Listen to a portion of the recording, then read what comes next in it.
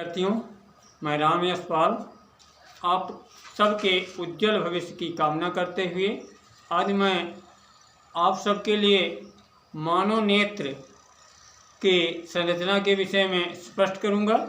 और आपको ये बता दूं, ये ऐसा टॉपिक है जो कक्षा 10 और कक्षा 12 दोनों ही कक्षाओं में पढ़ाया जाता है, इसलिए ये टॉपिक दोनों कक्षाओं के लिए है। तो अब देखते हैं मानव नेत्र के विषय में। मानव नेत्र है क्या, मानव नेत्र बनता होता कैसे है। मानव नेत्र में देखें कि मानव नेत्र में सबसे ऊपर एक नेत्र गोलक होता है। क्या होता है? एक ठोस होता है जिसे कहते हैं नेत्र गोलक होता है, दृढ़। इसको दृढ़ पिंड भी कहते हैं, दृढ़ पटल। क्या कहते हैं इसको? दृढ़ पटल। इसको कहते हैं दृढ़ पटल। दृढ़ पटल, दृढ़ पटल का काम क्या है? ये नेत्र को सुरक्षा प्रदान करता है, नेत्र को मजबूती प्रदान करता है। ये आपका है दृढ़ पटल। क्या है? दृढ़ पटल। ठीक है, नेत्र में क्या है? ये दृढ़ पटल है। दृढ़ पटल के गोले के सामने आप देखेंगे नेत्र गोलक हो गया आपका, और सबसे ऊपर क्या होता है? दृढ़ पटल होता है। दृढ़ पटल क्या होता है? बिल्कुल ठोस होता है। ठीक है, क्या होता है? बिल्कुल ठोस होता है। और दृढ़ पटल के सामने बिल्कुल एकदम एक गोलक होता है, जो पारदर्शी गोला होता है, उभरा हुआ भाग है। इसे कार्निया कहते हैं। क्या कहते हैं? इसे कार्निया कहते हैं। कार्निया का काम क्या है? कार्निया क्या है? कार्निया ही है। ठीक है, ये कार्निया का काम क्या है? प्रकाश इसी से अंदर प्रवेश करता है। प्रकाश से जो आंख के अंदर, नेत्र के अंदर जो प्रवेश करता है, कहाँ से प्रवेश करता है? कार्निया से होकर के प्रवेश करता है। और उसके पीछे, कार्निया के पीछे एक अपारदर्शी झिल्ली होती है। क्या होती है? ये अपारदर्शी झिल्ली होती है। ठीक है, इसे आइरिस कहते हैं। क्या है? आइरिस। आइरिस क्या है? एक अपारदर्शी झिल्ली है। अपारदर्शी क्या है? अपारदर्शी झिल्ली। ये है आइरिस। आइरिस, आइरिस है ये आपका आइरिस। आइरिस एक अपारदर्शी झिल्ली है। ठीक है, जो कि प्रकाश को आने से कम या ज़्यादा करता है। आइरिस के बीच में छिद्र होता है, छोटा सा छिद्र होता है। इस छिद्र को क्या कहते हैं? पुतली कहते हैं या नेत्र तारा कहते हैं। क्या कहते हैं इसको? नेत्र तारा। इसे कहते हैं हम नेत्र तारा। नेत्र तारा का गुण क्या है कि नेत्र तारा छोटा या बड़ा होता रहता है। नेत्र तारा क्या होता रहता है? छोटा या बड़ा होता है। इसको पुतल भी कहते हैं, पुतली भी कहते हैं, जो काले रंग की आपकी आंखों में देखें तो दिखाई देती है। ठीक है, तो इस नेत्र तारा का काम क्या है कि नेत्र तारा अगर प्रकाश की मात्रा अधिक होती है तो नेत्र तारा छोटा होगा, जिससे कि अनावश्यक प्रकाश हमारी आंखों में ना प्रवेश कर सके। लेकिन अगर नेत्र अंधेरा होता है तो नेत्र तारा क्या हो जाता है? आइरिस को फैला के नेत्र तारा, मतलब उसकी जो प्रवेश द्वार है, छिद्र है, उस छिद्र को बड़ा कर देता है, जिससे कारण हमारी आंखों में ढेर सारा प्रकाश जा सके, जिसे अंधेरे में हम वस्तुओं को देख सकें। अब यहाँ देखेंगे हम कि यही कारण आप लोगों ने देखा होगा कि जब कभी हम अंधेरे में, उजाले से, काफ़ी उजाले से अगर अंधेरे में जाते हैं तो कमरे के अंदर मुझे एक कुछ समय के लिए कुछ नहीं दिखाई देता है, या अंधेरा बिल्कुल नजर आता है। कारण क्या है कि उस समय हमारी जो पुतली है बिल्कुल छोटी हो चुकी होती है, क्योंकि हम उससे पहले प्रकाश में रहते हैं। ठीक है, लेकिन अचानक तुरंत हमारी पुतली फैलती नहीं है, बल्कि उसको कुछ समय लेता है। कुछ समय के बाद हमारी आँख फिर उसके लिए सामान्य क्षमता बना लेती है, और हमको फिर सारी चीज़ें ज्यों करते हैं स्पष्ट दिखाई देने लगती। जब कभी अंधेरे से हम, कहाँ से?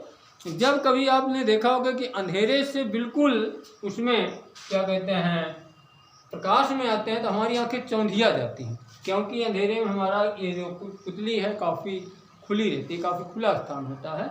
और होता क्या है कि जब हम उजाले में आते हैं तो ढेर सारा प्रकाश आंखों में जाने लगता है, तो हम क्या होता है फिर उसके बाद हमारी आंखों को जोर लगाना पड़ता है, चौंधियाने लगती है, चुंधिया जाती हैं।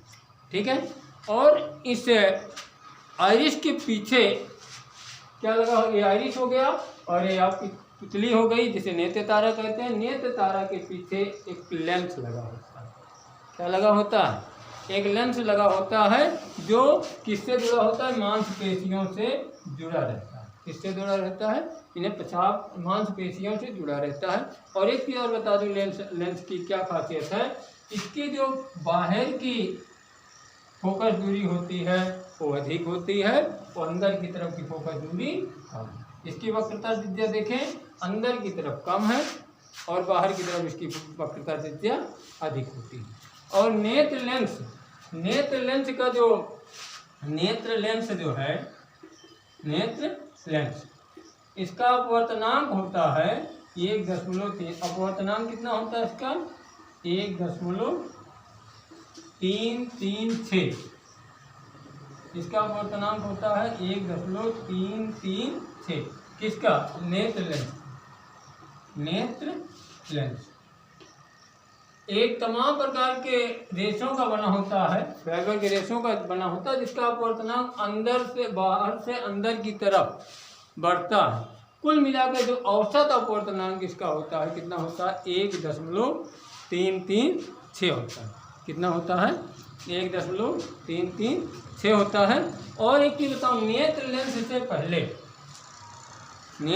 से पहले एक नमकीन पारदर्शी द्रव भरा होता है, जिसे क्या कहते हैं? इसे जलीय द्रव कहते हैं। कौन सा द्रव कहते हैं इसको? इसको जलीय द्रव कहते हैं। जलीय द्रव होता है। क्या होता है? जलीय द्रव। इसमें और कौन पार्ट है? जलीय द्रव। जलीय द्रव का अपवर्तनांक भी, इसका भी अपवर्तनांक होता है वही 1.336। ठीक है।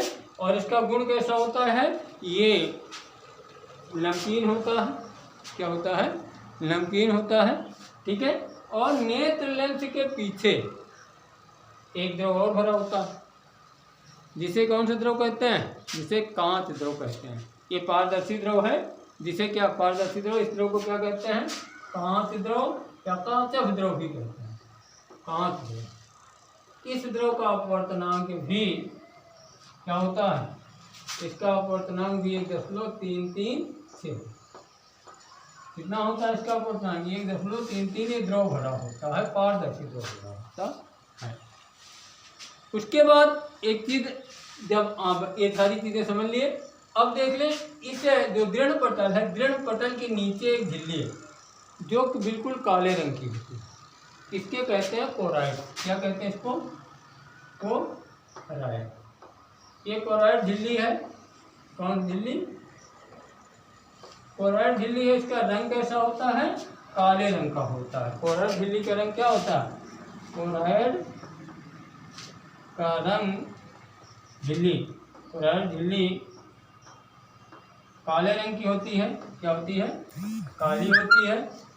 और काली इसलिए होती है कि इसके आँख के अंदर आने वाला जो प्रकाश है, क्या जो आँख के अंदर प्रकाश आता है वह पूरी तरह से अवशोषित कर लिया जाए, ताकि अंदर आंतरिक परावर्तन ना हो। क्योंकि आपने सुना होगा कि किसी भी द्रव में विरल माध्यम से सघन माध्यम में जब प्रकाश की किरणें जाती हैं तो उनमें आंतरिक परावर्तन होता है, आंतरिक पूर्ण परावर्तन होता है। तो प्रकाश आने वाली सारी किरणों को, सारे प्रकाश को क्या कर लेती है? अवशोषित कर लेती है, ताकि प्रकाश का आंतरिक परावर्तन ना हो। ठीक है। इसके पश्चात अंतिम में तीसरी जो झिल्ली है, जिसे हम दृष्टि पटल कहते हैं या रेटिना भी कहते हैं। कोराइड के नीचे एक झिल्ली होती है जिसे क्या कहते हैं? रेटिना। क्या कहते हैं? रेटिना। ये रेटिना है। या इसको हम कहते हैं दृष्टिपटल। क्या कहते हैं? दृष्टिपटल। ये मेन चीज़ है आपकी यहाँ। नेत्र का सबसे प्रकाशिक यंत्र है ये। जो दृष्टिपटल होता है आपका या रेटिना है, यह किसकी बनी होती? तंत्रिका कोशिकाओं की बनी होती है। तंत्रिका ऊतकों से मिलकर बनती है। ये तमाम प्रकार की कोशिकाएं जो तंत्रिका कोशिकाएं होती हैं उनका बना होता है। ये प्रकाश के लिए सुग्राही होती हैं, प्रकाश के लिए संवेदित होती हैं। प्रकाश इन्हीं, जब प्रकाश आकर के रेटिना में पड़ता है तो उस प्रकाश को ये क्या कर, उसका विश्लेषण करती हैं कि किस रंग का है, किस तरह का है, कितना बड़ा है, कितना उसकी तीव्रता है। इस सब का विश्लेषण कौन करती है? रेटिना करती है। लेकिन रेटिना कैसे करती है? रेटिना तमाम प्रकार की तंत्रिका कोशिकाओं की बनी होती है। और तंत्रिका कोशिकाएं इनमें दो प्रकार की होती हैं।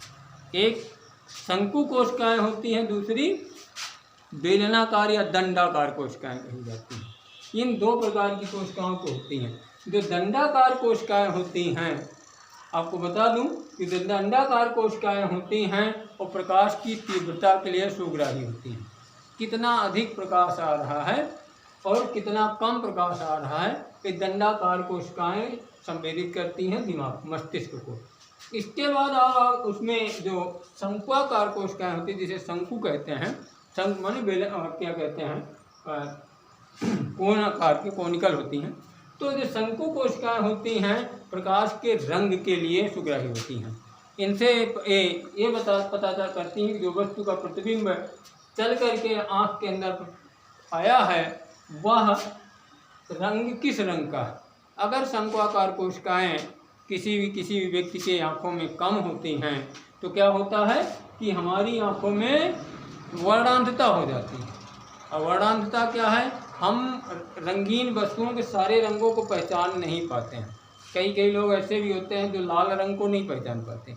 कई गोलियां उनको दे दी जाए, लाल रंग की छांटने के लिए कह दिया जाए तो लाल रंग की गोलियों को नहीं छांट पाते हैं, क्योंकि उनकी आँखों में शंक्वाकार जो कोशिकाएं हैं उनकी कमी होती है। इसके अलावा रेटिना के मध्य में एक बिंदु होता है जहाँ पर पड़ने वाला प्रकाश, जहाँ पर किसी भी वस्तु का जो प्रतिबिंब जाके बनता है वो वहाँ पर अगर इस बिंदु पर बीच मध्य में बिंदु बनता है तो बिल्कुल स्पष्ट बनता है। इस बिंदु को पीत बिंदु कहते हैं। क्या कहते हैं? पीत बिंदु। इसे पीत बिंदु कहते हैं। यहाँ पर एक बिल्कुल स्पष्ट प्रतिबिंब बनता है। कोई वस्तु का जो स्पष्ट प्रतिबिंब बनता हो कहाँ बनता है? पीत बिंदु बनता है। और रेटिना से की जो कोशिकाएं हैं सारी, ये वैद्युत बंध बना करके सीधा तंत्रिका कोशिकाओं द्वारा मस्तिष्क को भेज दी जाती हैं। कहाँ भेज दी जाती हैं? मस्तिष्क को भेज दी जाती हैं। और आँख के अंदर, नेत्र के अंदर जिस बिंदु पर ये सारी सिराएं जितनी हैं तंत्रिका तंत्र की, ये निकलती हैं, प्रवेश करती हैं, वहाँ पर अगर कोई प्रतिबिंब बनता है, प्रकाश की किरण पड़ती है तो उसका कोई प्रतिबिंब नहीं बनता है। इसलिए इस बिंदु को अंध बिंदु कहते हैं। क्या कहते हैं? अंध बिंदु कहते हैं। तो नेत्र में ये अंध बिंदु कहा जाता है। ठीक है। तो बच्चों, नेत्र की जो बनावट है इसको मैंने आपको समझा दिया है और आशा करता हूँ कि आपको ये समझ में आया होगा।